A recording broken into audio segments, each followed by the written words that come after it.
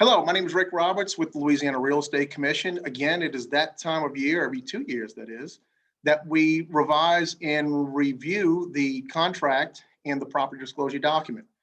So what I'd like to do for you here is to provide a general overview, but the broad overview of the new changes and revisions that have come to the contract and the property disclosure. Of course, this is a collaborative effort with the Louisiana Real Estate Commission, Louisiana Realtors, but this is for all licensees. So before you should have a copy of the final version, which will be on the commission website. And of course, all the digital providers will have this as well. So if we're looking at page 1, and again, a lot of this is formatting, but we'll go over the changes. Anything we don't cover is pretty much stayed the same. So on the first page, you'll notice about halfway down, you have agent phone number, brokerage phone number. We took off fax number. Just didn't seem to make sense anymore. Faxes are not being used as much anymore, so we took that off. Also, you notice email address.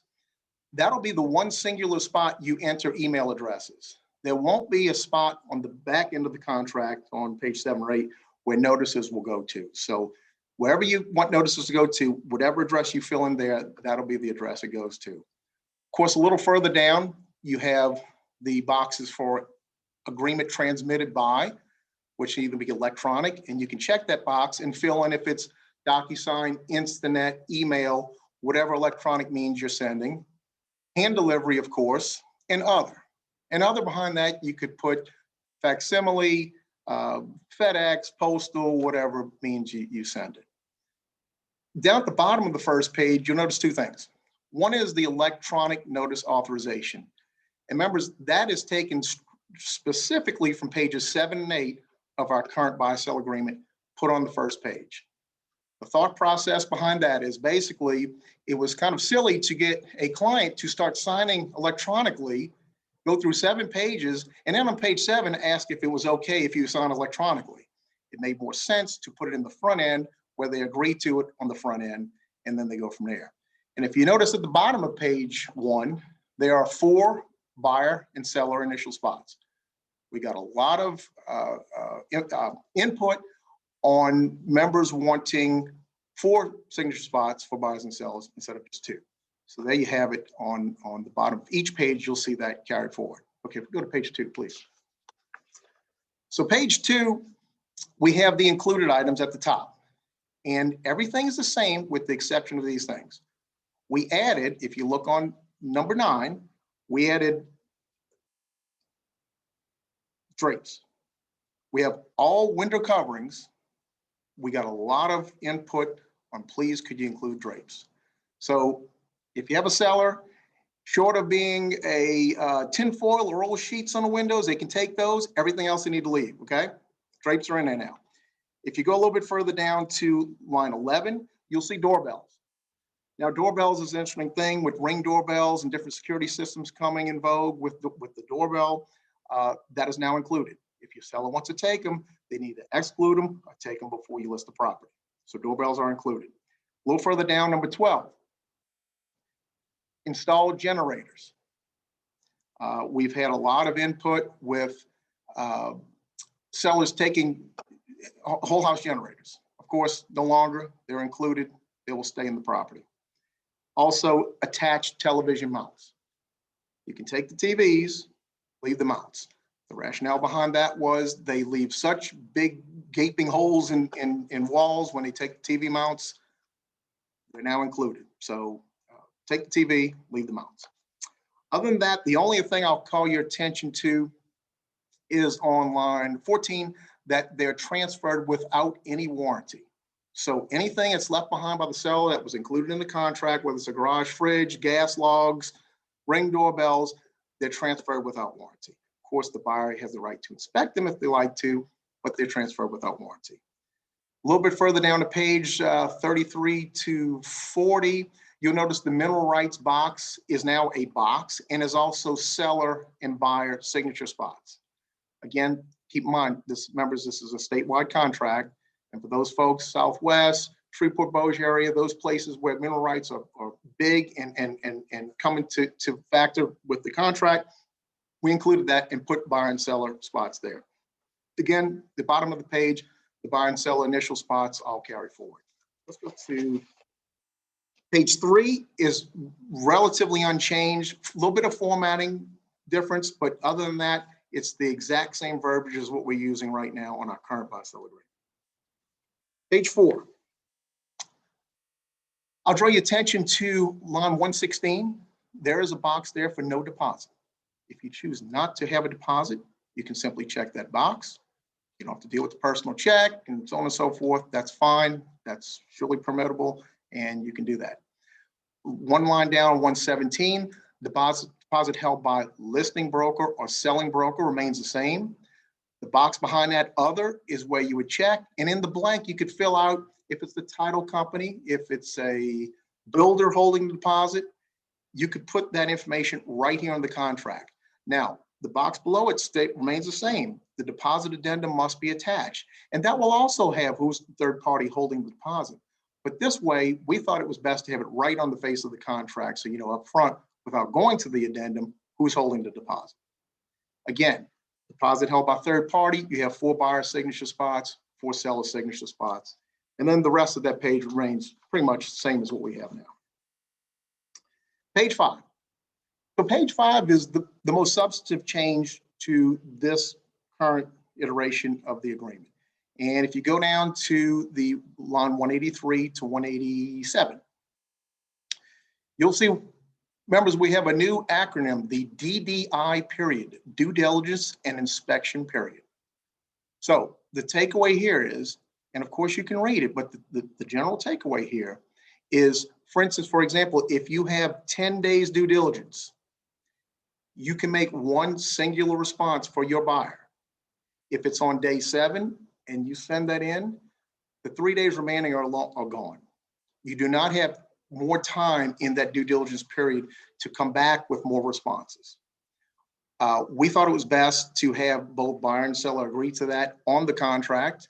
It just made sense for the seller so they can get some sense of moving forward. They can go on with whatever remedies were asked for by the buyer, but they know that they won't come back a day later or 2 days later or whatever much time is left in the due diligence period with more responses.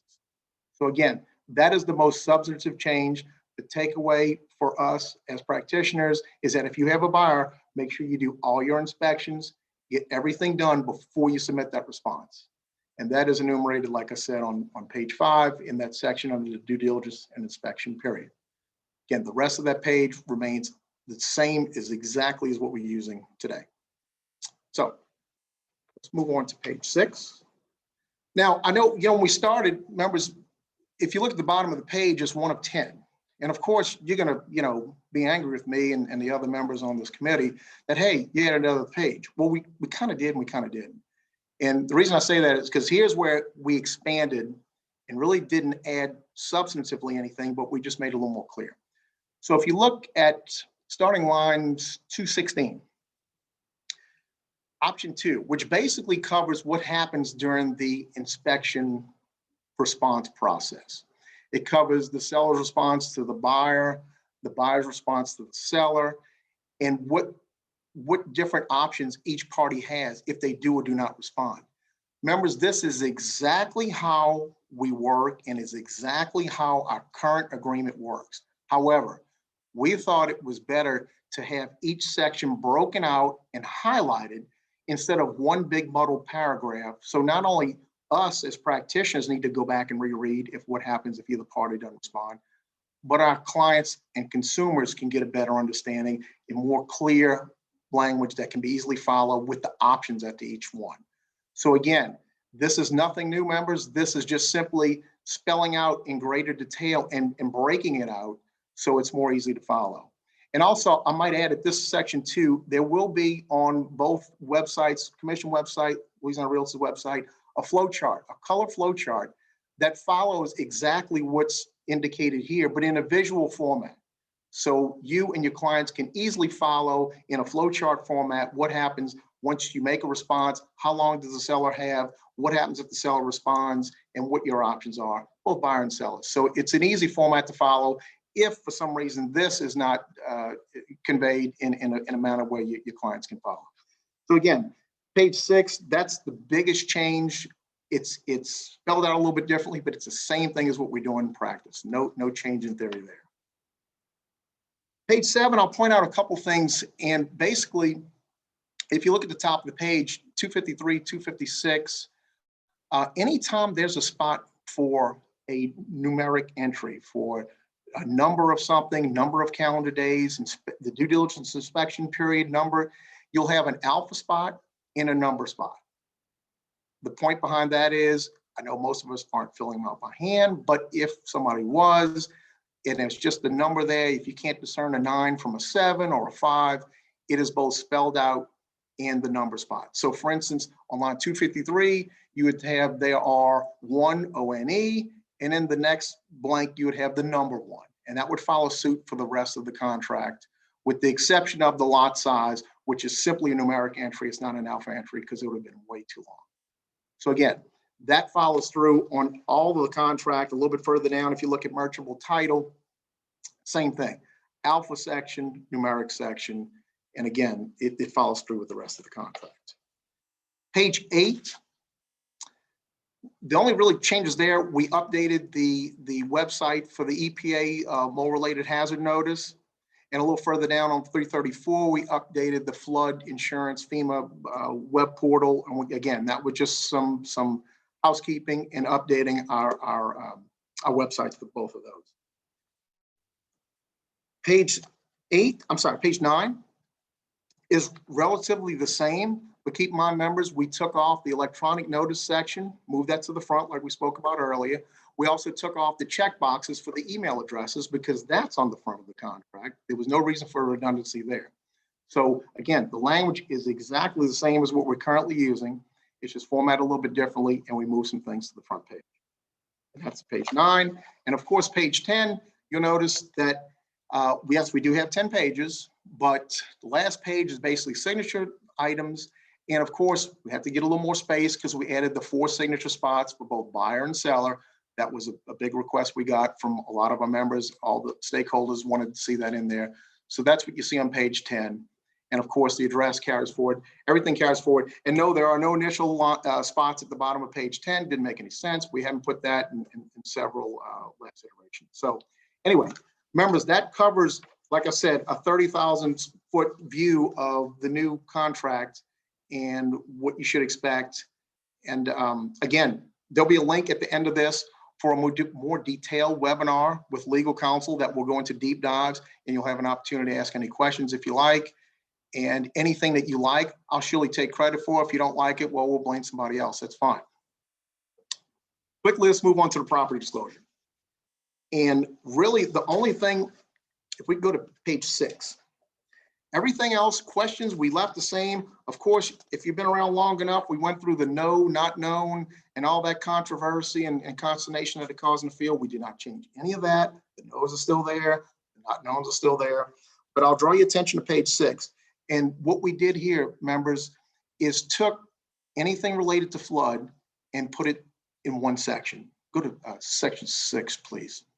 So if you recall, on our current form, we have a few questions about, has the lot or land ever incurred water intrusion? And then you answer some questions, and then you have, has the property ever incurred any water intrusion from rising waters and all? It was kind of disjointed. It didn't make sense. The consumers really weren't in tune to that. Here in this section, we have all the flood-related questions, anything that would pertain to flood. And basically, thank you, the takeaway here is we have private flood insurance, NFIP, federal disaster assistance. Of course, we have flood 2.0 is in play big time. We have obtain and maintain. The takeaway here for your clients and consumers is if they have gotten any money from any entity whatsoever, they need to pay specific attention to the section and accurately fill it out. Of course, we still have road home program on there. Myself personally wanted to take it off. Legal counsel said, no, we still have some of that floating around out there, so we really shouldn't take that off. We need to leave that on. That's okay, that's why we got legal counsel. Other than that, members, everything is exactly the same. The questions are the same, the no's are the same, the not no's are the same. Again, at the bottom of each page, you'll see 4 initial spots. It copies exactly from it like it does on the buy-sell agreement. And of course, on the last page, page 10, you have 4 seller spots, 4 buyer spots, and the buyer, by signing below, acknowledges receipt of the property disclosure. That was there. So again, the property disclosure mimics the sales contract. You have 4 initial spots, 4 signature spots. Other than that, that pretty much covers the property disclosure document. Like I said, we're going to have a webinar. There's a link below to register for this at a later date, and we'll go into a little bit deeper dive and answer any questions you might have. But in the interim, this will be available on the Louisiana Real Estate Commission website. The digital providers will also have a copy of it as well shortly. And the only thing I'd like to mention too is the property response form, which is not a mandated form. We'll have an updated one on the commission website. I'm sure Louisiana Realtors will as well. That kind of fits the little nuanced changes that we made on the inspection response here on the contract. So hopefully that gives you a good idea of what's coming. Of course, once it's put on the websites, they're available for all practitioners to use. It's mandatory January 1st, 2022.